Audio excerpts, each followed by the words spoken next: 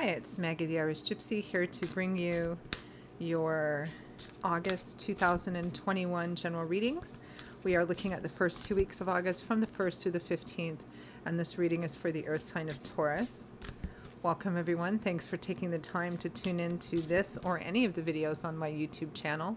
Thank you for all your likes, shares, hitting that subscribe button, your donations, comments, feedbacks, reaching out for a personal reading. All of it is greatly appreciated. So this reading is for the earth sign of Taurus for the first 2 weeks of August 2021. That's if your sun, moon, rising, or Venus sign is in Taurus. It's also relevant if you're cross-watching for a Taurian. It's a general reading, of course, so it's going to resonate a little differently for everyone. So watch all of your signs if you know them for additional insight and perspective. And if you find that something resonates with you enough that you want to reach out for a personal reading, maybe take a deeper look at something for yourself or as a gift for someone else, you can click on the description link below, that little arrow, which will show you my email address, contact details. Email me directly at maggie1mcguire@gmail.com. I'd be delighted to hear from you.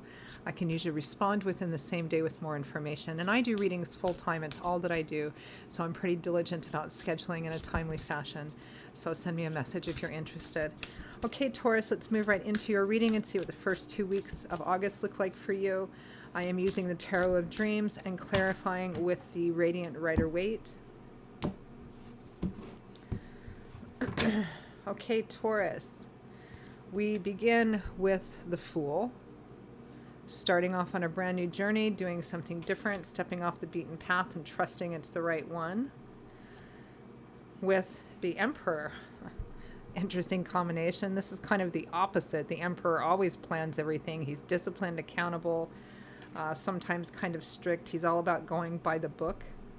Could be an Aries individual, an older individual. In a courtroom, this would be the judge, or someone in a position of seniority, status, decision-making ability.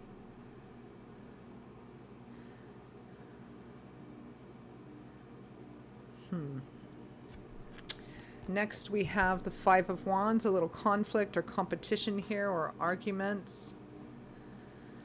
Petty drama, arguing about the same thing over and over again. With the Page of Wands, Leo, Aries, Sagittarius, Sun, Moon, or Rising. This could be somebody who's acting in a very immature way, particularly argumentatively, or it could be that some of the struggle or conflict is about a young person or child. It could be that a young person or child is going through something difficult.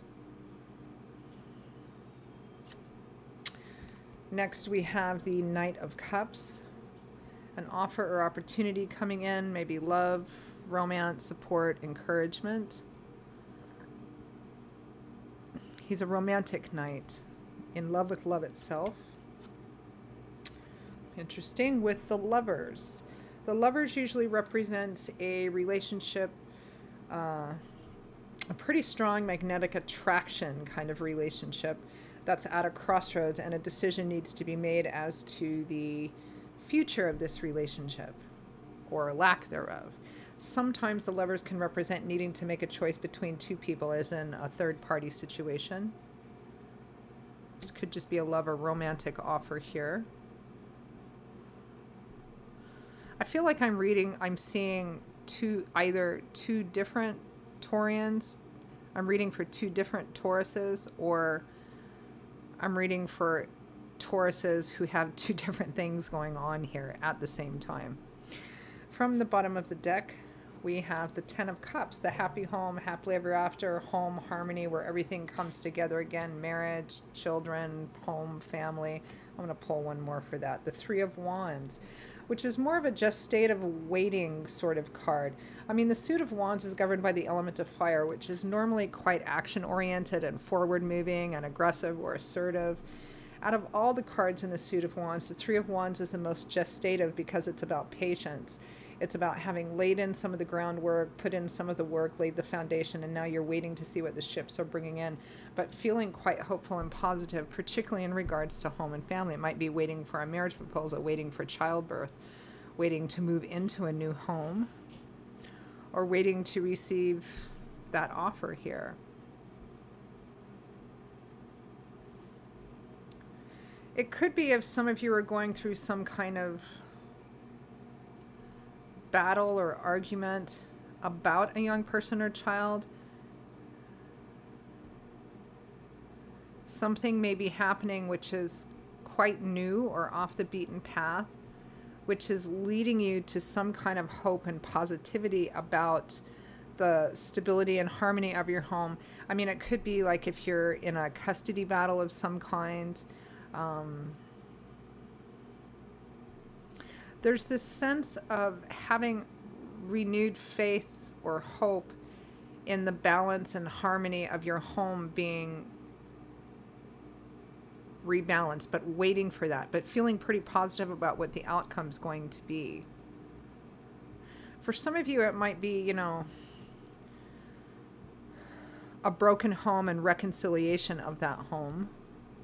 But again, I feel like for some of you, this is two different things going on. I feel like part of this reading is about a love romance situation. For some of you, it might be a third-party situation or just about breaking up or getting back together again. There's an offer for that, or you're feeling hopeful and positive about that.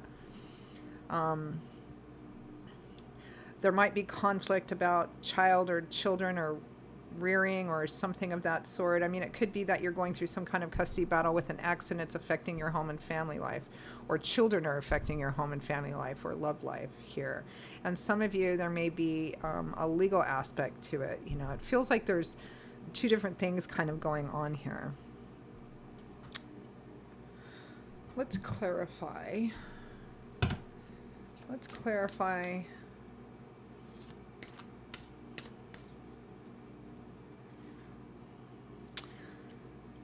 Let's clarify the Fool. But yeah, there's this sense of waiting, hopefully.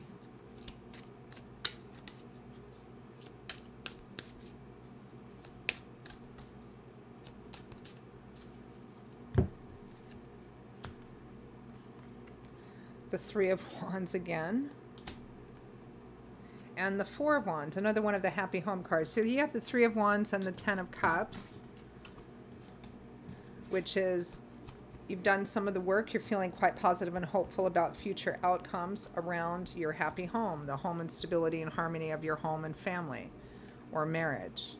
And here with the Fool, we have this almost the same thing. We have the Three of Wands again, which is a gestative, a patient waiting, but waiting in a hopeful, optimistic way for your happy home. This is also a card of weddings and marriages and the home and harmony and balance of the home and family.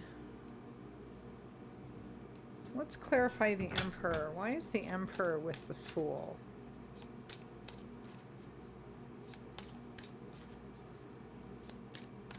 You know, it's interesting. Historically, in the past, particularly in medieval times, you know, most kings, if not every king, had a fool, right? And a lot of people kind of but he had a very unique relationship with the Fool. The Fool was the only one who's just allowed to kind of be with the king or walk in on the king or burst in. And they had kind of a unique relationship of teacher and student going both ways. So the Fool was not always a foolish individual.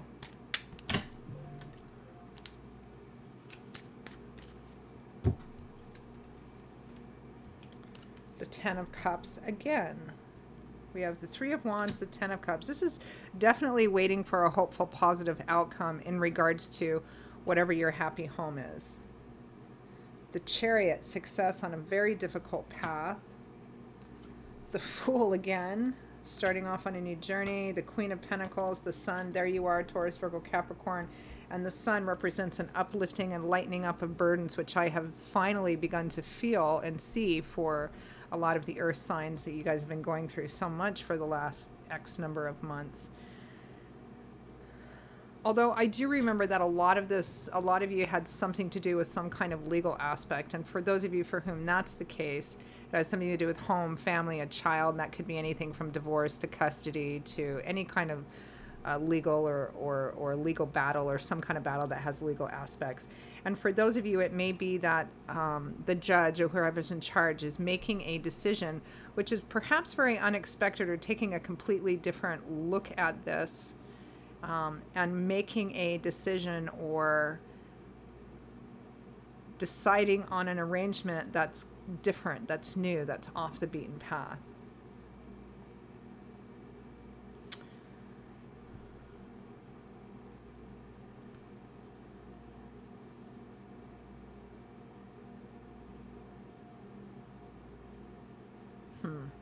Let's clarify some more.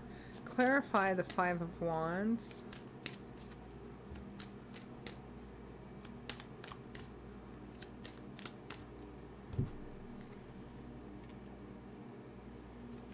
The Eight of Cups, leaving, turning your back, walking away.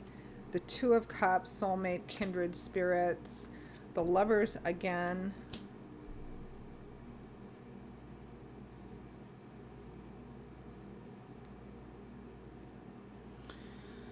Interesting, Taurus, because again, I feel like there's two different things going on here. It's like I'm reading for two different groups of Tauruses, and or I'm reading for a group of Tauruses that have two different things going on. Because it feels like there's an aspect of your love life, like love and romance life here, where there's conflict, internal conflict, external conflict, and a choice and decision that needs to be made about some kind of connection or relationship as to whether it's going to move forward or not. It might be a third-party situation, so there might be cheating involved, and maybe that's where all the conflict and angst is coming from for some of you. It looks like there is an offer here.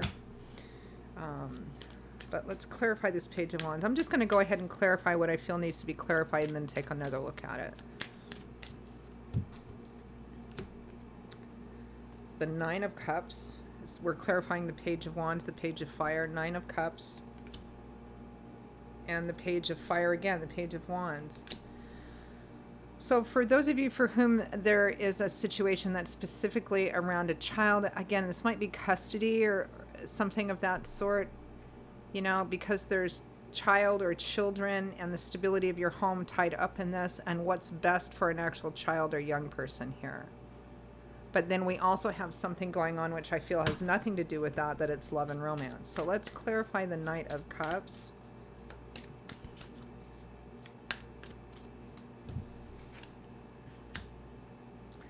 The Three of Pentacles, compromise, negotiation, collaboration. So there's an offer to compromise here.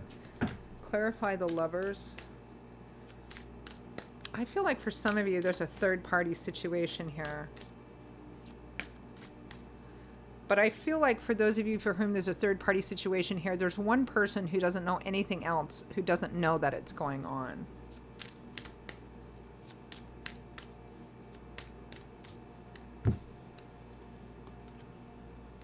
Temperance, balance, being in the middle, neither too much of one thing nor too much of the other. There's an... Okay, so this is just for some kind of love, romance, connection, or relationship here. Because there's this is one thing that's going on.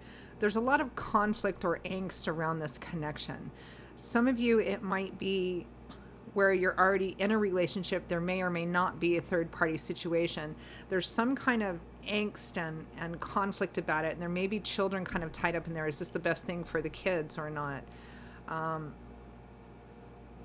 You know, do we need to take the relationship forward? It could involve marriage, you know, getting married or moving in together. For others of you, it's a third-party situation, and it's somebody that maybe you don't have a really well-developed or established relationship, but nonetheless you feel a very strong kindred spirit, attraction, passion, sort of connection, but they're married or you're married or with someone, and you're trying to figure out how to or whether to move forward with this, and it looks like somebody is offering some kind of compromise, which to me feels like infidelity. You know, we can go ahead with this and just keep this aspect of it private or secret or something of that sort. It's kind of a bit muddy in my head too, but this is for love and romance. And it feels like there is a child or children mixed up in it, but it could just be, you know, I have kids or you have kids or we both have kids. Is this the wisest or best thing to do? And somebody saying, well, how about this as a compromise? And then it feels like there's this other situation going on, which also affects the home and family and may have to do with a child or children. But this feels like a more linear path, like it might be, arguing over custody or who gets the balance of this or that. What's the best thing to do for the kids?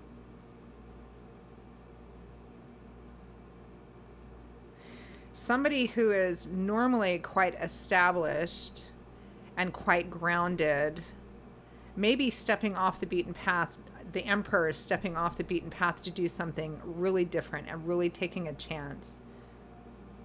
It might be somebody in a position of decision-making ability, seniority, or status, like a judge or a mediator or something of that sort. If this is a custody battle, gosh, I hope this is making sense to somebody, because again, I've got all these different stories, but they're all kind of present here. You may be making a decision as to how custody or support is going to be worked out, but there's something kind of unusual about it here, or unexpected.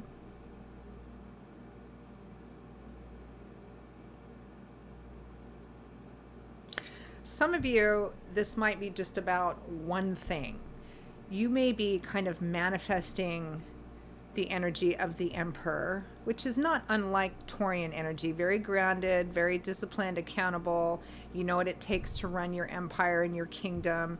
You're a by the book kind of person, and for some reason there's some kind of emotional or romantic connection here that's just got you kind of acting like the fool, which can be positive or it can be negative, and taking a real chance on something that actually could maybe potentially either bring happiness to your home and family or not, if it's a really foolish thing, because it does feel like there's families and kids involved in here somewhere. So for those of you who are thinking of doing something which could potentially have a negative effect, just think very carefully about that.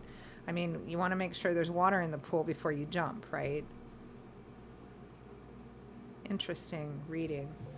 It's a little confusing even to me, only because I feel like I'm reading like 5 different stories here. It's tricky sometimes with general readings when that happens, to get it all out in a cohesive way. All right, let's just wrap up with any guidance or advice for Taurus, or what do they primarily need to focus on in order to move through the first 2 weeks of August in the best way possible.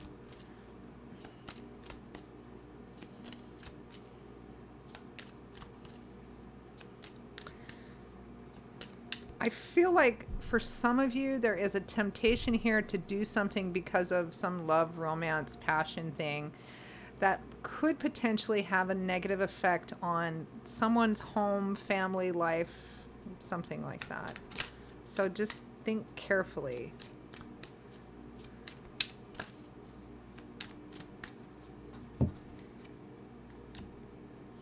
The Nine of Pentacles, the Knight of Pentacles, and the Six of Wands. Victory, triumph after a battle. The Nine of Pentacles and the Knight of Pentacles. This is about focusing on your stability. It could be focusing on your finances. Nine of Pentacles is focusing on the hard work to get you to a place that's independent and self-sufficient. You don't need anyone. You can take care of yourself just fine, and you actually revel in that. The Knight of Pentacles is the one knight guaranteed to finish his mission and quest, even though he might be the slowest of all of the knights because he's governed by Earth. But he's solid, steady, reliable. He's cautious. He's detail-oriented. He does not make spontaneous or impulsive decisions. He does not rush forward like the Knight of Wands or the Knight of Swords or the Knight of Cups, right? This is slow and steady. Read all the fine print.